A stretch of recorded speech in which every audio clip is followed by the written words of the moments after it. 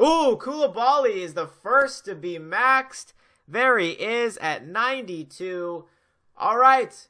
Perfect. There is no doubt that coaching and upgrading your players is one of the most important parts of Dream League Soccer. It's how you make your team better and thus win more games and progress in the game in general. It's arguably the most exciting thing to do in Dream League Soccer when you finally max your first player. But halfway through Dream League Soccer 2021, First Touch Games would make a decision that would cause a tear in the Dream League Soccer community. Coaching would quickly become a less satisfying experience, and it just wasn't the same anymore. I think overall coaching is kind of impossible at the current state we're in, which is kind of saddening a little bit. You see, when the brand new game of Dream League Soccer 2020 first came out, you could obtain coaches in two different ways. You could either buy them with the brand new currency of gems, or release a player on your team, which was usually obtained by spending coins in the transfer market. You would get a legendary coach for releasing a legendary player, a rare coach for releasing a rare player, and a common coach for releasing a common player. Although, as I'm sure you all know, this is not the case anymore. You now get a rare coach for releasing a legendary player, 2 common coaches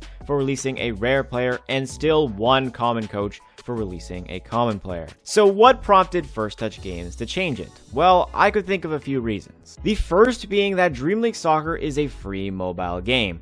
These free mobile games have to make money somehow, and they do off of in-app purchases and ads. Mobile game companies depend on their players spending money in the game in order for them to make money, and in most cases, that money is spent towards in-game currency that can be used to progress further in the game. In Dream League Soccer's case, that would be upgrading your team. In-game progression that can be obtained for free by playing the game must be sufficient for players to be attracted and come back to the game, but it must also be low enough to entice players to spend money on the game. So mobile game developers, when making a game, need to find the perfect balance of free-to-play and pay-to-play progression. Many different mobile games ride this line of how many rewards to give to players for free and how enticing the offers are for in-game currency. And for Dream League Soccer in 2020 and early 2021, this was simply the case of giving too much progression to players too easily. When Dream League Soccer 2020 first came out, a max team could be obtained for free in a very small amount of time compared to many other games, especially if players watched as many ads as they could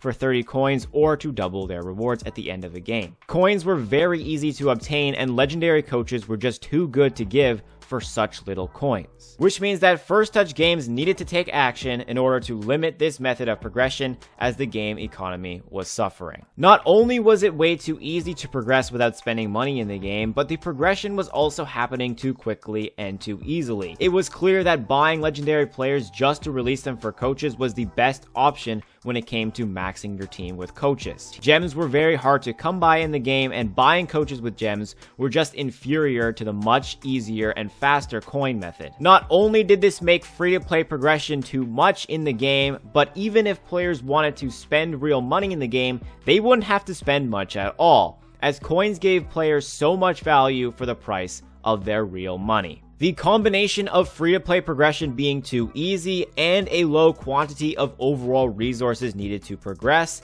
First Touch Games would theoretically be losing out on potential revenue, which can be detrimental to a company. So when First Touch Games downgraded the rarity of what coach you get when releasing a player, progression was made much harder, requiring the player to spend more money on the game, as well as this change made gems more important when upgrading your team. The best and most effective coach was now only obtainable by gems, a currency much harder to obtain for free-to-play players compared to coins. Now, controlling progression is not only about the revenue, when in fact controlling progression also affects player retention. When players are actively progressing and feel as if they are playing to upgrade a team, they play for longer than those who aren't. When players have a max team, the game is now relying on pure gameplay to interest the player instead of progression, which is typically not as strong in mobile games. By lowering the rate of progression by changing the coaches received and lowering the stat increases of coaches, progression is prolonged and players will feel as if they are progressing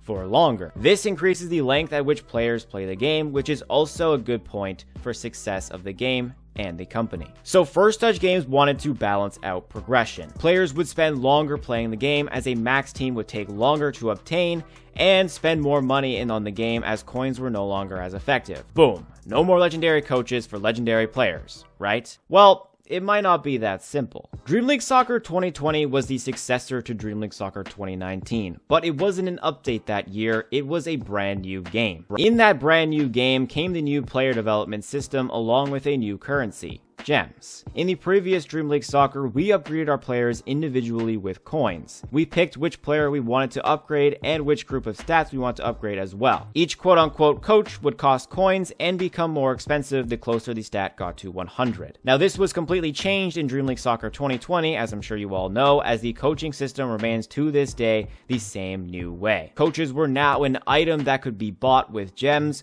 with 3 different rarities: common, rare, and legendary, each costing more than the next. So what does this have to do with the change from legendary to rare coaches when releasing a legendary player, you may be asking? Well, it's the fact that buying a player from the transfer market with coins and releasing them for a coach was always better than buying them with gems, making the whole aspect of primarily buying coaches with gems utterly useless. My guess was it was never First Touch Games' intention for coaches to be bought using coins. Buying the cheapest legendary player on the market, then instantly releasing them for a coach was a loophole which was fairly obvious to see by the player base. My guess was that coaches were originally intended to be primarily bought with gems, but they wanted releasing your old or lower rated overall players to still contribute to your new squad in the form of a coach, which I will say it is like now. It might have always been First Touch Games' intention for the game to function like this, but they made a mistake in the beginning by making legendary coaches really good and way too easy to obtain when releasing a legendary player. However, this does bring up the question, why didn't they just give you coins for releasing your old players? And I guess that's just a topic for another video. And finally, about the transfers, if you want to release a player, you no longer can sell it back to the transfer market for coins. They now have to be converted into a technical coach or a fitness coach. That's about it. So why did First Touch Games switch the rarity of the coach you obtain when releasing a legendary player? Well, there is only speculation in this video, and only First Touch Games truly knows that answer. However, it is pretty clear that players were progressing too fast and spending too little to reach the ultimate progression for a mobile game, and adjustments needed to be made. This is the reality of mobile games, and us players have to appreciate all the hard work that goes into making a free game for us to play. It just sucks that this change happened a year and a half into the game's release, rather than having these changes when it came out, and this not being announced in any way as if it wasn't a big deal. So if you were wondering why First Touch Games made this change a year and a half ago, I hope this answered your question, but that is it for now. Be sure to subscribe if you haven't already. I'll see you guys in the next one.